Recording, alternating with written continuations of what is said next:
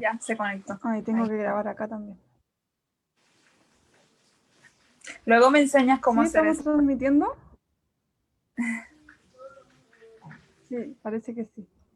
Estamos Hola. chequeando que esté transmitiendo por Facebook Live. Vamos a partir ya presentando a nuestra invitada de nuestro segundo capítulo de Mujeres en Conservación. En el mes de septiembre, para los que no saben, decidimos como equipo de medio ambiente municipal y como equipo del Parque Mahuida dedicar todo el mes de septiembre a programas que tengan que ver con distintos trabajos, iniciativas, proyectos de mujeres, liderados solo por mujeres. Así que ya estamos transmitiendo por Facebook Live, así que les doy la bienvenida a todos y a todas. Súper contenta también de ya estar en el mes de septiembre, ya hemos avanzado un montón en este proceso de confinamiento y desconfinamiento.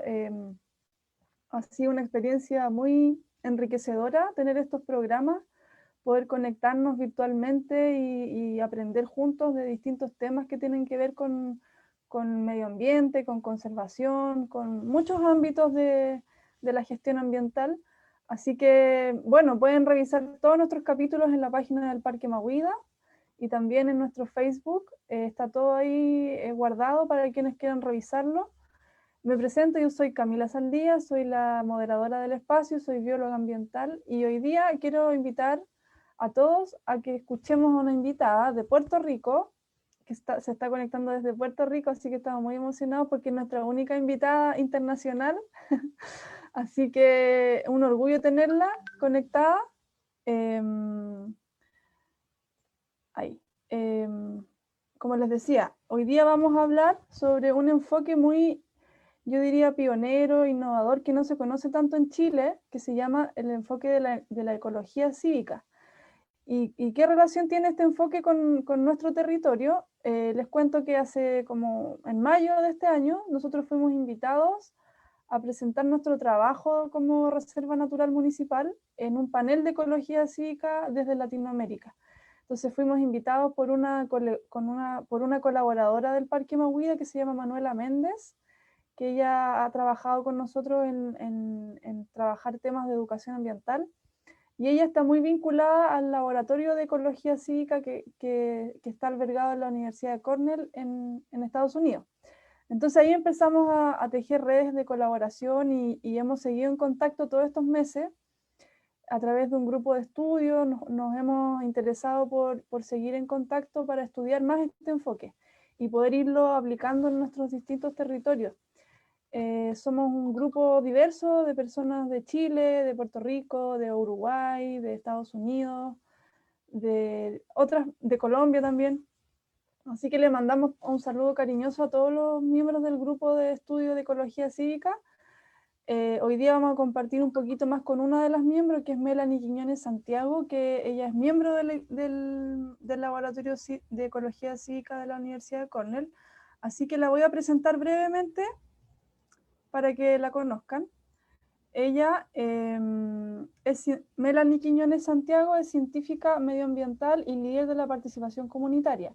Obtuvo una licenciatura en Ciencias Ambientales en la Universidad de Puerto Rico y actualmente está realizando una maestría en Recursos Naturales en la Universidad de Cornell.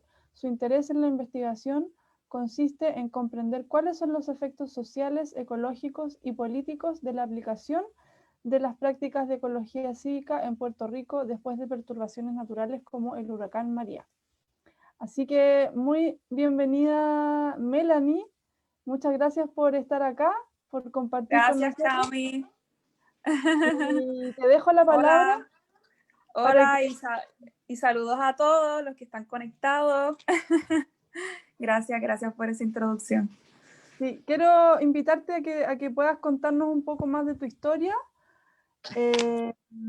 y que puedas comentar también ¿qué opinas de este título que le pusimos al ciclo de septiembre, Mujeres en Conservación? ¿Qué opinas de eso? Bueno, para empezar con mi historia, que es, ¿cómo vamos a hacer esto tan corto? Bueno, pues empezando, yo soy de Puerto Rico, nativa, diría yo, del centro de la isla, de Naranjito. así que los que están conectados de Puerto Rico pues saben que es un área bien rural en la isla, campo. Así que desde ese entonces pues podría decir que he estado bien arraigada a lo que significa la naturaleza y cómo la podemos utilizar también los seres humanos a nuestro favor. Entonces yo creo que mi trayectoria comenzó a partir de eso, pero también algo un fun fact diría yo, algo que me envolvió mucho en la parte de los recursos naturales fue una clase que tomé en mi escuela cuando estaba en la escuela superior que se llamaba Ecología de Puerto Rico. Y si mi maestro está conectado por ahí, Wilmer, pues él sabe que yo quedé fascinada con esa clase desde entender todos los conceptos que hablan de la naturaleza, desde las partes bióticas, abióticas, las plantas, los animales, y siempre estaba alzando la mano, siempre estaba preguntando. Así que yo creo que tuve como que esta necesidad y esta consistencia desde muchos años, desde bien joven, de querer cuidar el ambiente y de protegerlo, y que sabía que por sentado que eso es lo que tenía que hacer. Así que luego de eso, de estar en la escuela y participar de diferentes clubes, que también los puedo mencionar por aquí, de limpieza de playa, participación de mesas informativas, entonces hice mi bachillerato en ciencias ambientales. Y ya en el bachillerato de ciencias ambientales, pues fui enfocándome un poquito más en la parte de ecología tropical, así que viajé a diferentes lugares, por ejemplo Hawái, donde tuve la oportunidad de estar unos meses y trabajar en manejo de bosques tropicales. Fue muy lindo, trabajé en invernaderos y con varios profesores allá, fue bien especial. Fui a Belice por un mes, así que eso fue algo intenso, pero muy lindo también, que estuve midiendo, ya no sé cuántos árboles medí en Belice, pero trabajé mucho la parte de entender cuáles eran pues, los usos de los recursos naturales para la época de los mayas, así que eso fue una experiencia bien linda, y luego de eso seguí y continué más en el ámbito de la ecología tropical, pero siempre cuestionando cómo eso, cómo eso aplicaba también a la parte del manejo y de las personas. O sea, entendía que los científicos estábamos ahí todo el tiempo on the ground, como decimos en inglés, pero siempre con la curiosidad de cómo eso se mueve en otros niveles. Así que, pues luego de que hice mi bachillerato, también trabajé un tiempo con el Servicio Forestal en Puerto Rico, donde trabajamos mucho la parte de la ciencia ciudadana, el manejo comunitario alrededor del bosque y todas esas comunidades aledañas al bosque, entender cómo eran esas relaciones gubernamentales entre el gobierno federal, el gobierno estatal de Puerto Rico, las entidades privadas, las comunidades, así que todo un mosaico de conocimiento y de jurisdicciones que eventualmente se unen en un propósito que es preservar y conservar el ambiente o manejarlo efectivamente de cierta forma. Así que yo creo que esa trayectoria me llevó más a entrar a entender cuáles son esas estrategias de manejo y especialmente comunitarias que nos llevan a cosas buenas, que nos llevan a productos positivos y a hacer prácticas que son buenas para el ambiente de cierta forma. Y pues entonces ahora, luego de que terminé mi bachillerato y terminé de trabajar con el servicio forestal, pues ahora estoy haciendo mi maestría en recursos naturales en la Universidad de Cornell, así fue que entonces conecté con Cami y con las otras personas. Trabajé en el laboratorio, soy miembro del laboratorio de ecología cívica, donde ahí tengo un grupo de personas excelentes de diferentes disciplinas en el área ambiental, desde personas que son de Rusia, China, República Dominicana, estoy de Puerto Rico, Estados Unidos, que trabajamos para tratar de buscar, de resolver problemas con soluciones orientadas que estén enfocadas al bienestar humano, pero también al bienestar ambiental. Y entonces, pues ahí donde estoy en estos momentos, pues trabajando también con mis trabajos de tesis, investigación, entre otras cosas, pero ha sido una trayectoria bien especial y yo creo que ha sido bien consistente, de cierta forma, que siempre estoy haciendo algo asociado a los recursos naturales, pero ahora estoy tomando más postura en la parte pues política y ver cómo realmente las personas en otras posiciones de poder permiten el acceso más fácil a nosotros a hacer nuestro trabajo, que es conservar el ambiente, o lo hacen más fácil o más difícil. Y relacionado al título, pues me parece fascinante, Camila, como que yo pienso que, como te estaba comentando ahorita, yo tuve la oportunidad de rodearme de amistades que son mujeres, se identifican como mujeres que han sido inspiración para mí desde mis compañeras de escuela hasta la universidad, personas excelentes y profesionales, hidrólogas, compañeras que trabajan en la biogeoquímica de los suelos, personas que trabajan en la ecología de bosques, que trabajan con aves, de diferentes ámbitos de la conservación y el ambiente. Y de cierta forma yo siento que siempre nos apoyamos. También personas que trabajan con el océano, corales, tortugas, restauración de corales, todas estas cosas. Así que yo creo que siempre me rodeé de personas que estaban inspiradas por el ambiente y por hacer algo positivo. Así que ser mujer en la conservación sigue siendo una hazaña, como cualquier otra disciplina. Sigue siendo un reto y yo creo que hemos tenido que dar y he visto que todas las mujeres que me rodean en el ámbito de la conservación siempre han dado una milla extra. Y cuando yo digo milla extra es que sacrifican o ponen de su tiempo personal o ponen de su esfuerzo constantes e incansables para poder lograr objetivos que benefician a la gente y al ambiente. Así que me siento inspirada y me siento muy, muy honrada de reconocer y decir que soy mujer en esta disciplina. Y que se reconozca más que es una disciplina importante y que la vamos a seguir utilizando por un buen tiempo y que va a seguir sonando más aún porque a medida que pasan los años vemos que las presiones ecológicas siguen subiendo y Sí. va a ser inevitable que las mujeres estemos en la línea del frente, en el front line, para tomar decisiones efectivas para el ambiente. Así que súper feliz, honrada y siento que es empoderamiento al 100%, como diría. Así que gracias por la oportunidad.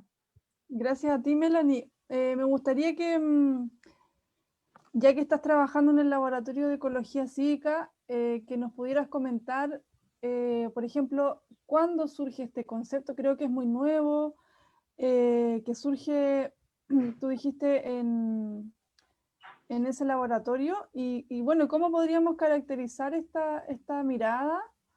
En la página web nosotros hicimos un pequeño resumen de los principios que orientan esta perspectiva, que tienen que ver con la resiliencia, el aprendizaje y la administración. Pero creo que son 10 principios, a lo mejor podríamos irlos comentando. Sí, Cami, yo te diría, los 10 principios los podemos ir comentando, los voy a hacer como, los voy a entrelazar entre ellos, porque es que es difícil uno quitar esas redes, esas interconexiones, así que creo que voy a hacer como un resumen amplio de cómo esos 10 principios se aplican de cierta forma. Por lo menos yo conocí la ecología cívica, lo que significaba la ecología cívica luego del 2017, de hecho, luego del huracán María, donde estaba en esa transición, que estaba trabajando con el Servicio Forestal en Puerto Rico en el bosque, más estaba estudiando ciencias ambientales, más estaba solicitando la maestría.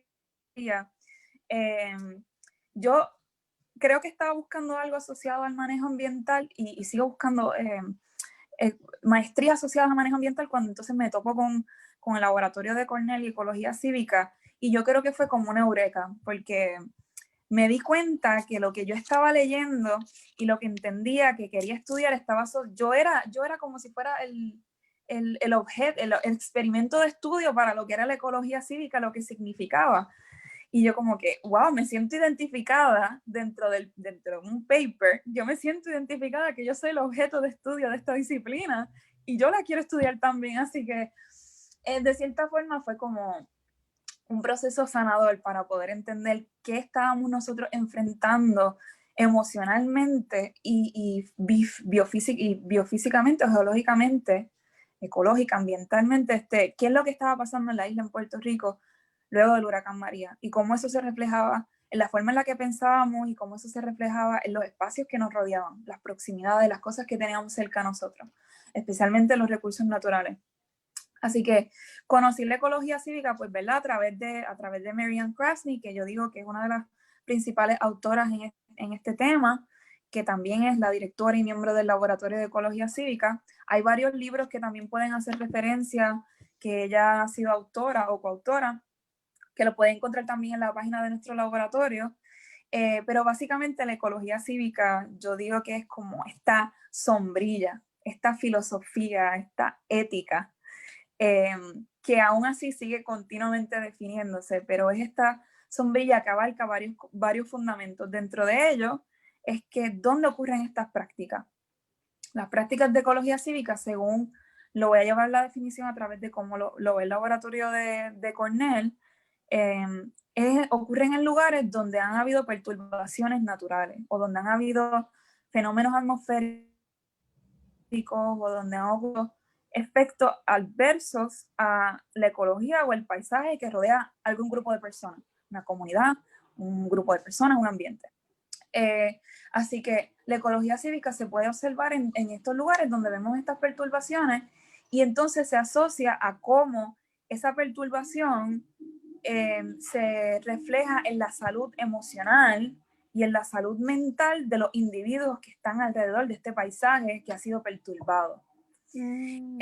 Así que algo que distingue mucho la ecología cívica es que no solamente trabaja la parte física o biofísica del entorno, sino que también se enfoca en el bienestar del ser humano. Y eso yo también lo asocio mucho con la psicología ambiental, de cierta forma. Así que, ¿cómo entonces, dónde ocurre esto? En lugares perturbados. Pero no necesariamente a veces podemos decir por fenómenos naturales. A mí me gusta decir un lugar perturbado es un lugar donde quizás las personas sienten que el paisaje está perdido. Y el paisaje está perdido, pues porque empiezan a recrear memorias de como que, ay, yo vi este paisaje, o esta comunidad, o esta cancha, o este espacio verde que antes se utilizaba para X, así, qué triste, qué pena, cómo podríamos mejorarlo, cómo podríamos utilizarlo mejor. Así que yo pienso que está asociado a recrear memoria o recrear lugares para el beneficio del ecosistema, pero también para el beneficio de los seres humanos que lo habitan y que lo van a utilizar. Así que yo creo que esos son como los dos fundamentos que tiene la ecología cívica. Queremos el bienestar del ambiente, donde sí podemos medir cuáles son los servicios ecosistémicos, cuáles son esos beneficios que trae al ser humano, pero también los servicios ecológicos que ofrece a los lugares que estamos restaurando, porque todo se trata también de un proceso de restauración, pero cómo esos servicios ecosistémicos y ese ambiente devuelven el beneficio al ser humano a través de la interacción con otras personas, a través del diálogo, a través de la participación activa de restaurar el espacio. Así que te diría que esos son los dos lentes, la salud humana y la salud del ambiente. Y por eso yo lo veo también como una ética, porque es pensar en que para nosotros estar saludable emocionalmente, también tenemos que pensar en lo que está a nuestro alrededor, que es la naturaleza, que es el ambiente. Así que te diría que esos son como los dos fundamentos que se puede expandir, entonces decimos, a microescala, desde una casa o una comunidad, un terreno pequeño, hasta un sistema de gobernanza gubernamental a nivel municipal, a nivel de estado, se puede hacer. Y por eso es que yo digo que es un concepto sombrilla, porque todo lo que abarca la ecología cívica, todo lo que arropa de cierta forma son prácticas que tienen que ver con restauración, conservación, monitoreo de sistemas ecológicos, actividades comunitarias. Perdón, está pasando un carro por ahí con música. Actividades comunitarias, podríamos decir también actividades de construcción de capacidad de las comunidades. Así que es una red, yo le llamo una retroalimentación, ambiente y ser humano, bien fuerte y unida. Melanie, y dentro de los principios de la ecología cívica, entiendo que hay uno que tiene que ver con como la capacidad comunicativa de los líderes, si no me equivoco, o como con el empoderamiento de ciertas personas clave. Sí. Pues la ecología cívica de cierta forma busca eso, empoderar a las personas desde los varios niveles. Y dentro de ellos, que a mí me parece súper interesante, es el enfoque del liderato. Y es que para nosotros poder ser efectivos y llevar un mensaje y poder llevar a cabo ciertos proyectos, necesitamos liderato, necesitamos que los líderes tengan claro cuál es la visión de lo que quieren, cuáles son los objetivos principales de X o Y proyecto. Por ejemplo, podemos quizás dar ejemplos de esto, quizás un huerto comunitario. Un huerto comunitario, quizás las personas dicen como que, ay, quisiéramos ser un poco más sustentables o quisiéramos tener nuestra propia alimentación o queremos utilizar estos espacios para que los niños se puedan educar, ¿quién va a organizar estas actividades? ¿Quiénes organizan estos espacios? ¿Quiénes organizan los fondos que llegan a estas actividades? Así que la parte de empoderar al líder es fundamental porque es la persona que va a llevar el mensaje de que va continuamente a tener la visión de lo que se quiere lograr positivamente. Así que esa persona tiene que tener la capacidad de influir a otros, tiene que tener la capacidad de poder centralizar los objetivos, tiene que tener la capacidad de ver más allá y pensar qué es lo que va a beneficiar al ambiente, pero siempre estando en comunicación con los otros miembros de la comunidad, con los otros miembros y las personas que quieren participar de estos objetivos. Así que yo diría que es más que todo eso, y también la ecología cívica, uno de los principios, pues le llaman a nivel de gobernanza. Así que la parte de la gobernanza, pues es que lo vemos en las partes administrativas también, como estábamos diciendo, administración, aprendizaje y resiliencia. O sea, podemos decir que hay un valor incalculable en la persona que está en la tierra, que está sembrando un árbol y que está poniendo esto en acción, pero también hay un valor incalculable en las personas que están abogando porque esas cosas ocurran. Así que de cierta forma lo podemos llevar a eso, un diálogo, un manejo de conflictos, lo podemos llevar a cuáles son los permisos que se requieren para hacer ciertas cosas. Todo eso también está bajo la sombrilla de lo que se quiere lograr a través de la ecología cívica. Así que los roles dentro de proyectos o dentro de actividades es fundamental entenderlo para que sea efectivo. Así que dentro de cualquier comunidad debe haber una persona que represente eso, que represente el liderato, que represente los otros miembros y los intereses de esos miembros. Así que yo creo que por esa línea es que va. Tenemos que tener claro cuáles son los objetivos, cuál es la visión y cómo se pueden llevar a cabo estas prácticas a través de una persona que lleve ese mensaje constantemente, todo el tiempo, la visión. Sí, acá estoy revisando los 10 principios que los tengo más a la mano. Dice, el 10 dice, emprendedores de políticas, entendiendo y permitiendo. Los tomadores de decisiones juegan un rol en permitir que las prácticas de civic ecology crezcan. Sí, porque a veces las iniciativas, los proyectos, por ejemplo, pasa mucho que tienen un buen respaldo comunitario, pero como no están vinculados con alguna autoridad o alguien que tenga un poder de decisión político, el proyecto no puede crecer. Entonces queda ahí como... Y no es capaz como a lo mejor de resistir ciertas amenazas porque no tiene esta como respaldo.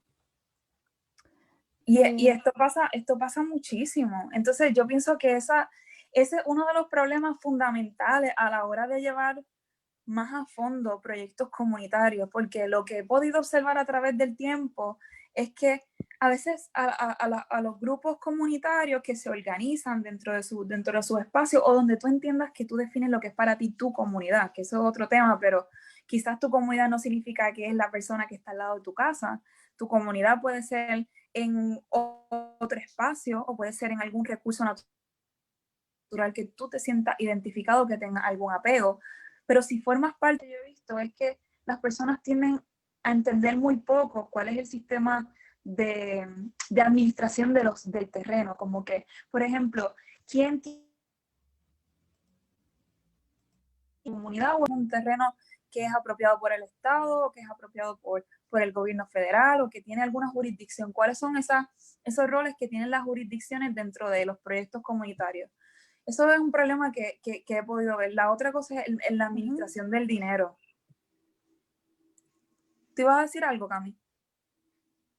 No, es okay. que me gustaría también ir como comentando en orden los principios, porque estamos comentando el principio 10 que tiene que ver con política, pero para que no se nos acabe el tiempo y alcancemos a comentar todos los puntos. Puede ser, tú comentaste el principio 1 que dice, ¿por qué ocurren las prácticas del Civic Ecology? Ocurren en lugares dañados o broken places. Sí, Eso yo ya no le lo llamo comentamos. broken. Sí, yo no le llamo broken places. Por lo menos personalmente y otras personas también. A mí no me gusta llamarle broken porque pienso que es una palabra muy rough, muy dura, y yo creo que es más bien un lugar que eh, necesita sacarle el lustre, sacarle el brillo, o que necesita sentirse más positivo, de cierta forma. Sí. Súper. Después viene el principio 2, que es debido a su amor a la vida o biofilia y amor a los lugares, topofilia, que se han perdido, los Civic Ecology Stewards desafían, reclaman y recrean estos lugares. Sí, que también es lo que habíamos hablado de, yo le llamo el sentido de apego a los espacios, y eso también se habla mucho dentro de este concepto, el sense of place. Es sobre cómo nosotros los seres humanos nos sentimos apegados a ciertos espacios. O sea, por ejemplo, tú puedes visitar mucho una playa y sentirte apegado a este espacio porque para ti significa algo emocionalmente. Así que, ¿cómo nosotros asociamos ese amor, le llaman amor, este amor por un lugar, y eso nos ayuda a tomar acción y a protegerlo y a cuidarlo? Así que ese principio, más que todo, lo que habla es cómo tenemos que tener esa responsabilidad porque le tenemos aprecio y porque le tenemos cariño a estos espacios. Y pues se asocia también a la topofilia, que es eso, cómo nosotros, cuál es nuestra experiencia y cuáles son nuestros comportamientos y sentimientos en un paisaje particular. Por ejemplo, hay gente que ama el yunque en Puerto Rico, pues le encanta visitarlo, pues tiene un apego a este espacio. Y tiene un amor hacia él. Así que se ve directamente asociado a eso, a nuestro sentido de pertenencia, sentido de amor, sentido de apego a un paisaje. Sí, eso es bien como fácil de entender y yo creo que es de sentido común también porque la gente que habita mucho tiempo un lugar ya le va tomando cariño. Yo, por ejemplo, que no vivo en La Reina, pero ya llevo 4 años trabajando en La Reina y ya me siento como parte de él. Entonces, Sí, pasa sí, mucho eso es que, importante. Sí, que lo que quería comentar es que el apego al espacio no necesariamente puede ser en tu comunidad, eso puede significar eso, pero por ejemplo, conozco personas que viven en ciertos lugares y no se sienten apegados a ese lugar donde viven. Realmente, pues, es una relación bien personal con el espacio. Y por eso nosotros, la ecología cívica, está bien interesada en entender cuáles son las motivaciones humanas que te llevan a proteger un espacio. Por ejemplo, conozco compañeros, y los voy a mencionar, los voy a lanzar así, que trabajan en la restauración de corales. Y eso es en una isla municipio de Puerto Rico. Entonces, ellos tienen que viajar constantemente, tienen que quedarse en la isla municipio. Entonces yo digo, bueno, tienes que tener ese sentido de amor por este espacio, porque pues tienes que sacrificar tiempo, tienes que sacrificar energía, tienes que llegar a este lugar. Así que hay una conexión individual y especial con este espacio que te permite apoyarlo y decir, no, yo quiero cuidarlo, quiero protegerlo porque para mí es importante, porque lo aprecio. Así que esa es de cierta forma lo que quiere también entender la ecología cívica, de cuáles son esas motivaciones, valores, comportamientos que te llevan a la acción, como que cosas filosóficas concretas. ¿Qué hace eso? Sí, de cierta forma. Genial. Vamos al principio que se llama, ya pasamos el 1 y el 2. Ahora vamos al 3, se llama bricolaje, uniendo los pedazos de prácticas. Dice, al recrear los lugares, las prácticas de Civic Ecology recrean las comunidades. También habla voy a leer los que tienen que ver con bricolaje, uniendo pedazos de prácticas. Esto de recreando los lugares, también se recrean las comunidades humanas. Los stewards o los actores o no sé, o los líderes utilizan las memorias socioecológicas para recrear los lugares y las comunidades. El 5, las prácticas de ecología cívica producen servicios ecosistémicos, que eso es algo que tú mencionaste antes. El 6, o bueno, comentemos eso. Este de la memoria socioecológica me parece súper interesante porque en otros contextos en los que hemos estado aprendiendo, se habla de que la memoria socioecológica es súper importante para enfrentar las perturbaciones que tú hablas al inicio. O sea, si una comunidad no tiene esta memoria del lugar y que no tiene como estos conocimientos locales, es muy difícil que se pueda enfrentar con con fuerza ante los cambios, ante los eventos perturbadores. Sí, y algo que, por ejemplo, que lo podríamos utilizarle como ejemplo aquí en Puerto Rico, porque, por ejemplo, es que aquí hemos tenido tantas perturbaciones naturales que déjame ver cuál uso de ejemplo. Pues el huracán María, que quizás es el más significativo, aparte de los terremotos que han ocurrido recientemente, cuando hablamos de recrear memoria, es básicamente pensar en cómo era el espacio antes de que ocurriera una perturbación. Entonces, de cierta forma fue un poco chocante, fue bastante chocante observar el paisaje y ver que no era el mismo, simplemente todo había cambiado. Y cuando uno piensa en que todo cambia, pues tú tienes una memoria, tú tienes un recuerdo de lo que eso era, te puede causar tristeza, te puede causar depresión, te puede causar asombro, perturbación. Todas son estas cosas características emocionales, pero cuando viene a la hora de traer la ecología cívica, esa recreación de memoria es importante para definir qué queremos lograr con el espacio, porque quizás a veces las personas no quieren volver a lo que estaba antes, que eso también ocurrió mucho, quizás las personas quieren crear algo mejor, crear algo más resiliente, la palabra del siglo. Así que yo creo que está asociado a, ok, tenemos este grupo de personas que están interesados en restaurar el espacio. La narrativa que nos van a contar sobre lo que significaba antes, que era, por ejemplo, un grupo de árboles que eran bellos, que estaban en este lugar, que ya no están. La pregunta es, ¿queremos sembrar los mismos árboles? ¿Queremos sembrar nuevos árboles? ¿Queremos que ese espacio se convierta en otro uso diferente?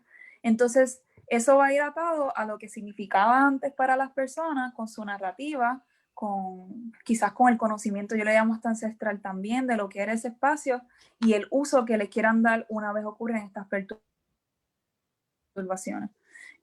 Y la ecología cívica, pues llega importante este juego porque te dice, mira, bueno, no, la ecología no te dice, mira, pero te ayuda a crear un modelo de decir, tienes este espacio está habilitado para estos usos, puedes utilizarlo tanto para recrear un huerto en este espacio, puedes utilizarlo para la agricultura, lo puedes utilizar también para agroforestería, que es una mezcla de crear un espacio de manera más orgánica, y utilizarlo también para la agricultura.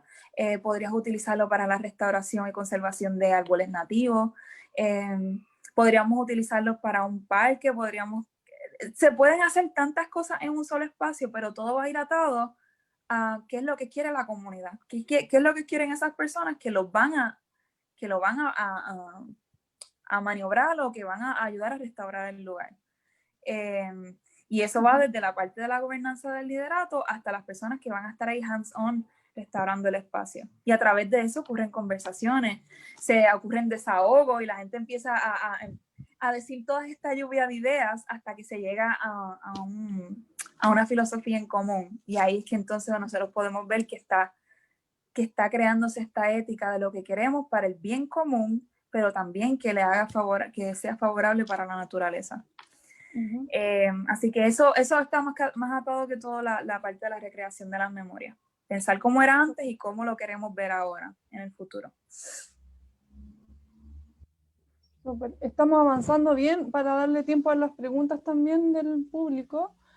Me gustaría repasar el 6 y el 7. El 6 dice, principio número 6 de la ecología cívica, dice las prácticas de Civic Ecology fomentan el bienestar.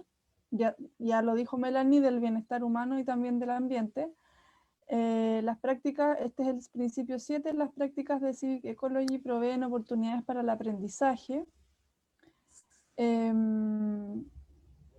No sé si podríamos, esto es lo que tradicionalmente se conocería como educación ambiental, creo. ¿A qué te refieres? No te entendí ahí, Camila. ¿Qué cosa se refiere a educación ambiental? Y el principio 7 de la ecología cívica dice, las prácticas de ecología cívica proveen oportunidades para el aprendizaje, que en el Sí. fondo es como lo que yo entiendo normalmente que se hace en los colegios cuando, por ejemplo, llevan a los estudiantes al parque y les enseñan sobre los árboles o sobre los animales o hablan de miran la ciudad y ven que está contaminada, como que salir de los lugares tradicionales de educación formal e ir a la naturaleza es una experiencia de educación ambiental tradicional. Entonces, pero la ecología cívica, no sé cómo lo entiende este aprendizaje. El aprendizaje, yo pienso que ocurre en todos los niveles y no solamente de educación ambiental, sino también social. Por ejemplo, yo podría decir quizás que un ejemplo bastante concreto que quizás lo viví es como un proyecto de quizás de ciencia ciudadana, que no es lo mismo que ecología cívica, pero yo diría que es una ramita una práctica de ecología cívica, por lo menos en el área noreste de Puerto Rico, por el área del Yunque. Tú podías observar cómo el conocimiento iba desde las personas que estaban involucradas en proveer los adiestramientos, desde que ellos se educaban ellos mismos en entender el grupo de trabajo, hasta educar a los miembros de la comunidad, y los miembros de la comunidad, educar a otras personas a través de sus plataformas y redes sociales de lo que estaban haciendo, o a sus familiares o a sus hijos que también los llevaban a las actividades. Así que yo creo que las líneas de comunicación son las líneas de aprendizaje. A medida que tú vas dialogando con otras personas, tú empiezas a aprender porque es algo novel, es algo nuevo, así que puedes aprender de otro ser humano, puedes entenderlo mejor, pero también puedes entender cómo esa otra persona ve el ambiente y cómo tú la ves también. Así que es como salir de nuestro ego y llevar ese ego y convertirlo en un ego colectivo, de cierta forma. Así que el aprendizaje va en diferentes niveles, desde la parte formal, que es la universidad o la escuela, pero va también hasta la parte informal, que es hablar con un abuelito o es hablar con alguien que te contara, como por ejemplo recrear las memorias y decir cómo se veía ese paisaje, cómo lo utilizaban, qué plantas medicinales tenían estos espacios. Y claro, todo esto pues lo atamos a espacios verdes, diría yo de cierta forma, espacios que queremos restaurar para que sean funcionales como los recursos naturales en ese sentido. Pero podríamos imaginar también una comunidad urbana, que eso también se habla mucho en la ecología cívica, cómo podemos crear espacios que antes no fueron espacios verdes, sino también los creamos espacios verdes. Eso también puede ser ecología cívica de cierta forma. Así que el aprendizaje yo lo veo como líneas de comunicación. Mientras más te comunicas con las personas, mientras más verbalizas lo que estás pensando, mientras más preguntas en cualquier ámbito, entre tú y yo o entre sentado en una silla o leyendo, ese es el sentido del aprendizaje en la ecología cívica. Qué bonito, me gustó.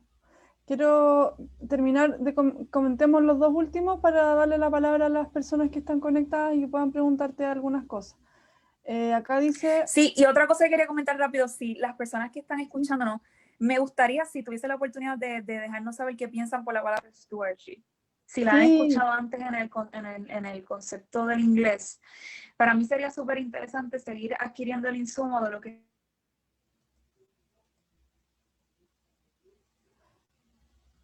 Oye, ahí parece que se anduvo. manejo ambiental, pero quisiera como que ver el feedback o qué otras personas piensan de lo que es stewardship en español. Pero continúa, Camila, a ver si tenemos algunas contestaciones. Ya.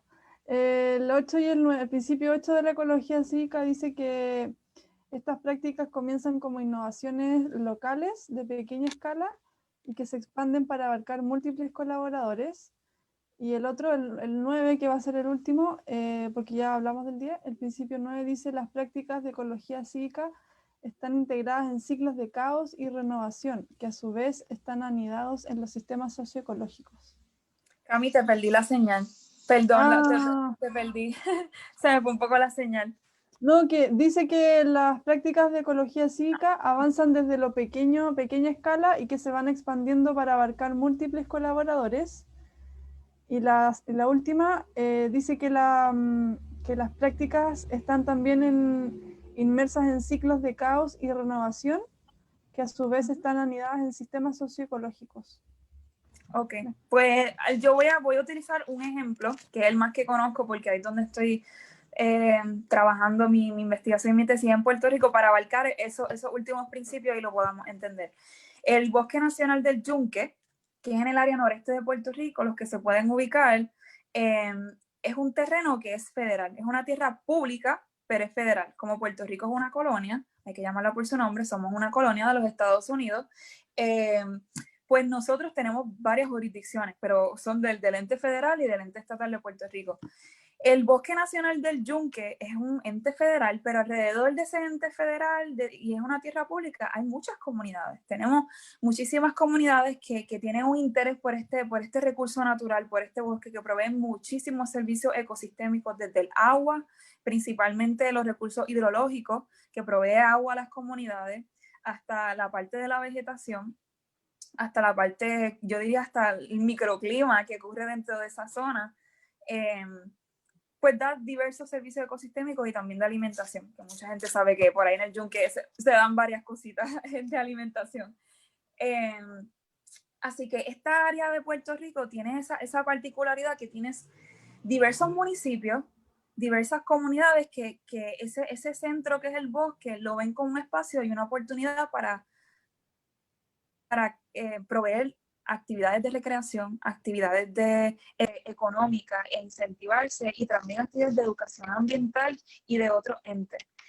Si nosotros llevamos la ecología cívica a estos espacios, podríamos decir que las comunidades podrían utilizarlo para su...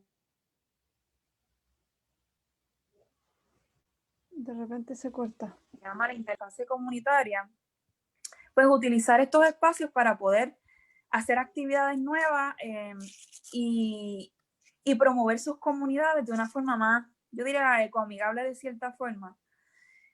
Si vemos este concepto de que tienes un bosque que es una tierra federal, pero también tienes comunidades pequeñas y tienes terrenos estatales, se vuelve un mosaico. Se vuelve un mosaico de jurisdicciones, de ideas, de pensamientos, de administraciones. Entonces, ¿qué nosotros podemos hacer para que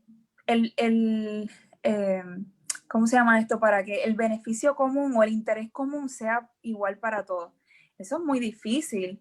Es intenso, pero entonces yo creo que a través de la ecología cívica es un método para nosotros entender cómo podemos llevar lo que piensa la comunidad, lo que piensa el gobierno estatal, lo que piensa el gobierno federal, y llevarlo y crear un consenso.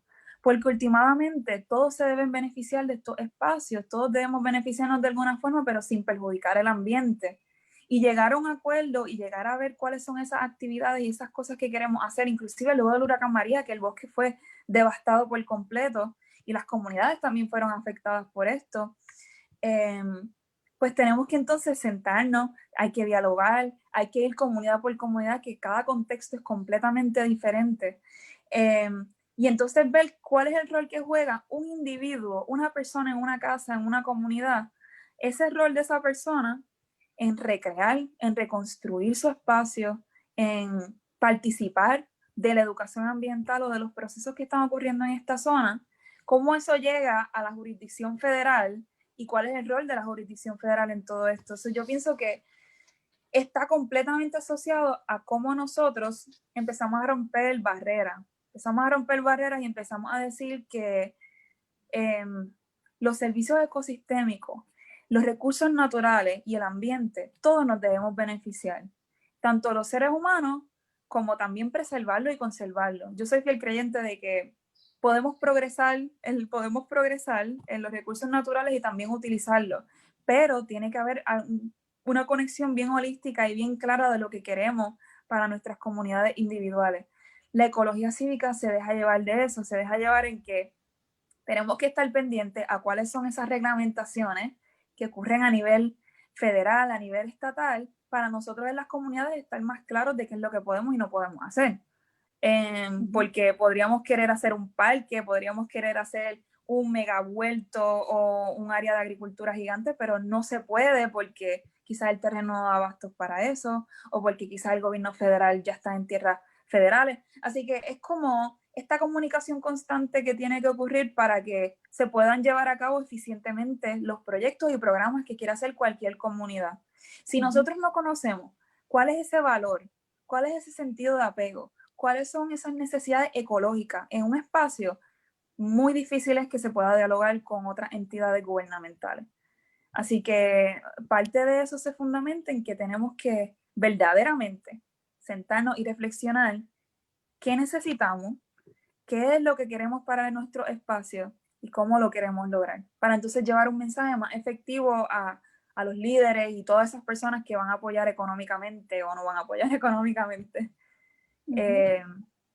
Así que yo creo que por ahí va esa línea de los últimos puntos de la parte de gobernanza y de que va a pequeña escala a macro escala, desde comunidad pequeña hasta un área noreste, por ejemplo, el área noreste de Puerto Rico, que está cerca de un recurso natural bien valioso, como lo es el yunque. Súper. Vamos a abrir el círculo de preguntas si es que las invitadas de acá de Zoom tienen alguna, o si no, yo voy a intentar revisar el chat del Facebook, a ver si me funciona. Que,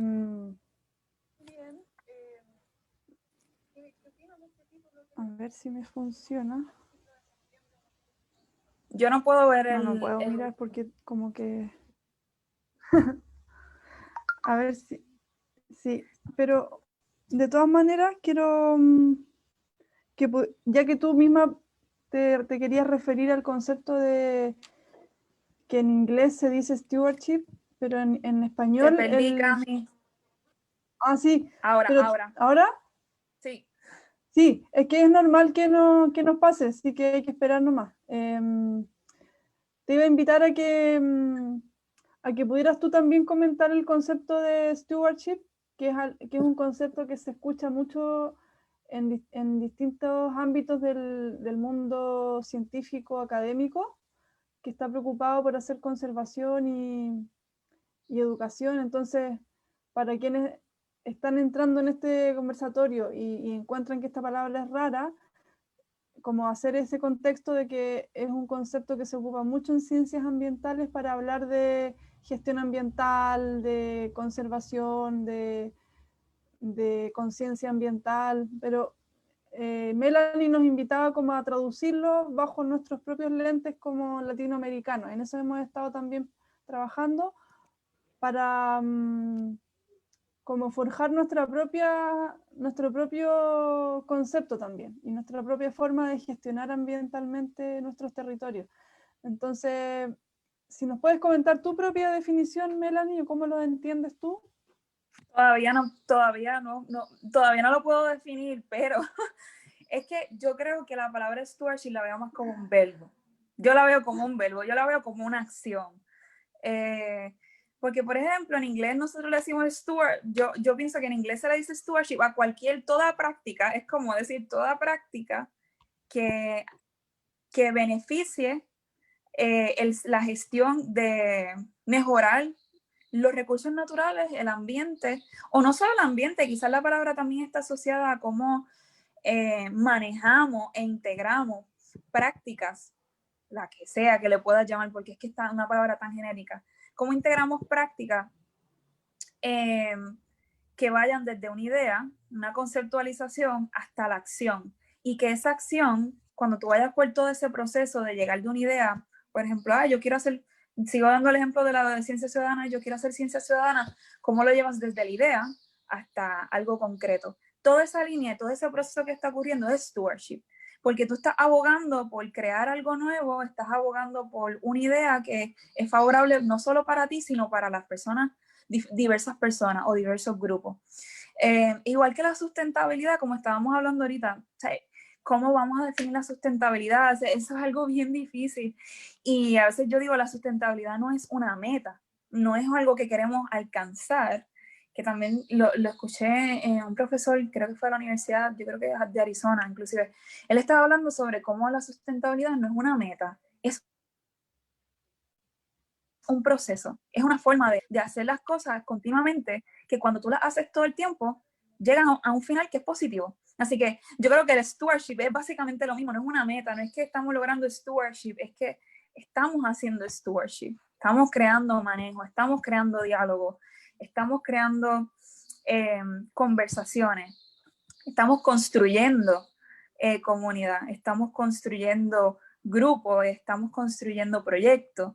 Así que es algo que es evolutivo a través del tiempo, que yo lo veo que está directamente asociado al bienestar ecológico, y más aún en las presiones y las crisis que estamos viviendo en el presente, que sabemos que esa palabra, que saber que las personas civiles, nosotros, los seres humanos, podemos tan solo con un pensamiento o con una intención también cambiar cómo se va a ver el ambiente de aquí a 20, 30, 40 años, tiene un impacto en los ecosistemas. Eso es fundamental. Que yo veo el stewardship como una mezcla de lo que yo pienso, con lo que yo actúo y cómo comparto eso con los demás, de una manera que beneficie a todo el mundo, que es como en cierta forma sacarlo del ego. Una gestión ambiental la podemos llamar así también, pero tengo mucha curiosidad en saber cómo las otras personas lo visualizan, porque quizá a la hora de escribir propuestas o a la hora de escribir proyectos, cuando queremos solicitar en el inglés, es fácil decir stewardship, así que todo el mundo en inglés entiende, está haciendo stewardship, brutal. Pero cuando queremos escribir propuestas o queremos hacer proyectos en español, pues decimos como que tenemos que ser más específicos. No podemos decir stewardship. Manejo, pues, ¿manejo de qué? Manejo de plantas, manejo comunitario, agricultura, ¿qué? Así que yo creo que en español tenemos un reto más, que es definir a pequeña escala esa acción que queremos lograr. En general. Como no logramos ver las preguntas, me falta voy a hacer un llamado a alguien que me ayude después en la lectura de las preguntas del Facebook, porque no las puedo ver yo. Pero yo tampoco las puedo ver. Sí, yo es que creo que como ya estamos bordeando la hora de programa, podríamos preguntarle a nuestras invitadas del Zoom si quieren comentar sobre esta idea de stewardship.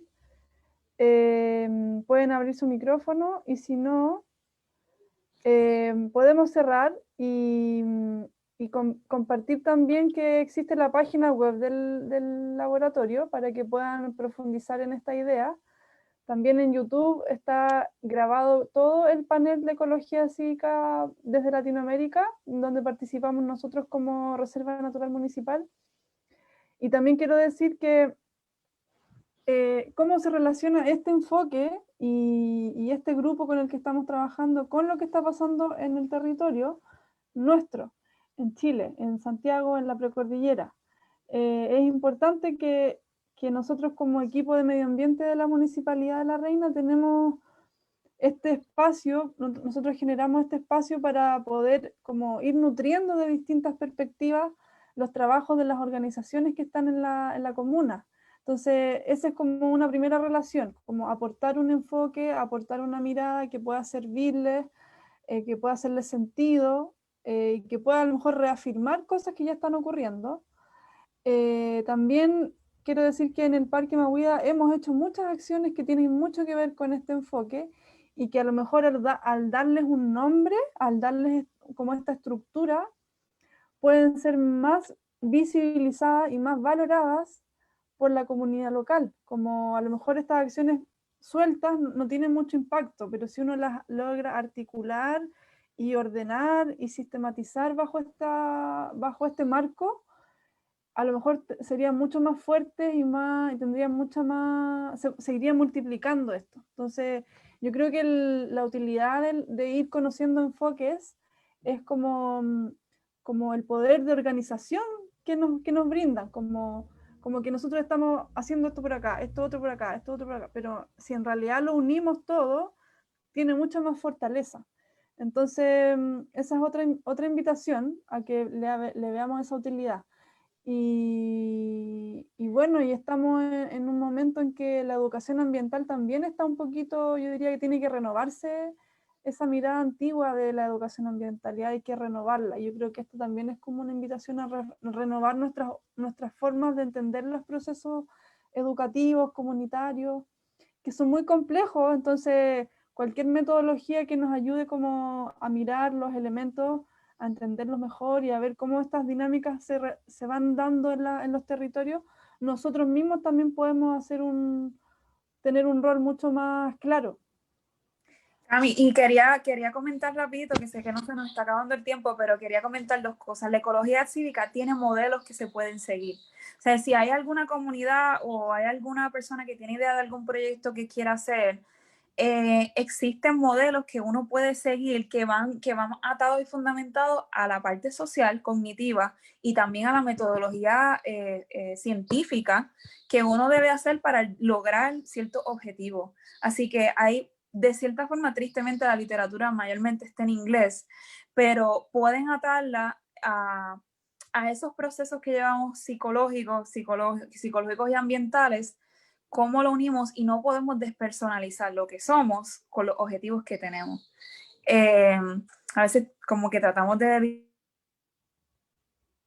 dividir la parte profesional y personal en este ámbito, más el de la conservación, pensar que nuestra identidad forma parte de nuestro trabajo también, ayuda muchísimo a facilitar esos procesos de lograr metas y de lograr objetivos. Así que pueden encontrar modelos que están asociados a la ecología cívica desde cero o algún proyecto que quieran hacer hasta cómo llevarlo hasta el final y lograrlo, tanto para el beneficio de la salud, de la salud humana y servicios ecosistémicos. Y pues lo otro, ese sería mi mensaje también, que no debemos despersonalizarnos de lo que son las situaciones ambientales en el mundo. Como que vemos eso como si fuera allá y nosotros estamos acá. Entonces tenemos que empezar a mirar el ambiente desde adentro, desde nosotros mismos, desde conocer qué es lo que queremos para nuestro futuro, para nuestra salud y cómo de eso depende también cómo cuidemos el ambiente y cómo cuidemos los espacios que nos rodean. A las personas, a nuestra familia o lo que sea, pero también a la parte ecológica. Súper. Así que eso sería mi mensaje. Muy interesante, dice Eugenia. Gracias. Muchas gracias. Gracias. Bueno, quiero darte el último agradecimiento, Melanie, por haberte conectado, por haber estado disponible. Yo sé que tuviste una operación, así que Sí. estás haciendo el esfuerzo físico. Así que te Gracias, mando Camila.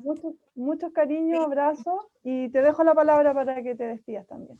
No, quiero darle las gracias a todos, especialmente a Camila, porque es muy lindo. Nosotros nos conocimos virtualmente, pero ella sabe que yo le tengo un gran cariño, mucho amor, mucho aprecio. Somos mujeres en la conservación y saludos a todas las personas que nos están viendo desde Chile. Saben que aquí en Puerto Rico y en Latinoamérica hay personas que están interesadas, que quieren seguir levantando y adelantando la agenda de cómo nos unimos para seguir cuidando de nuestro continente, de nuestro espacio también de Latinoamérica y del Caribe, y son de diferentes partes de Latinoamérica, así que estamos súper emocionados por eso.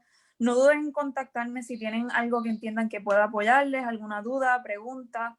Camila, no sé si podría compartir mi correo electrónico también.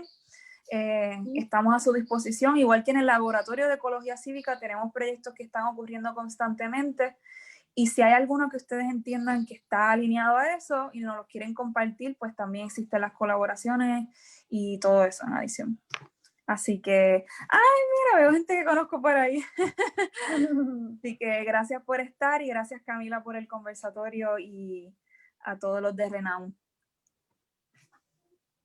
Genial. Mandaré tu mail por interno a las personas, así que abrazos Sí. grandes y estamos en contacto. Gracias, nos vemos en la Chao. próxima semana en nuestro grupo. Chao. Bye.